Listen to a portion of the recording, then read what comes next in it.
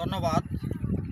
তো গত মঙ্গলবার দিবাগত রাতে বিরামতপুর গ্রাম 4 নং মাওয়া ইউনিয়ন গৌরীপুর ময়মনসিংহ তালুকদার বাড়ি মুজিবুর রহমানের ঘর থেকে একটি জলদুরা রেস্কিউ করিয়াছি। আজকে উপযুক্ত স্থানে জলডোরা সাপটা অবমুক্ত করে দেওয়ার জন্য এখানে নিয়ে আসি।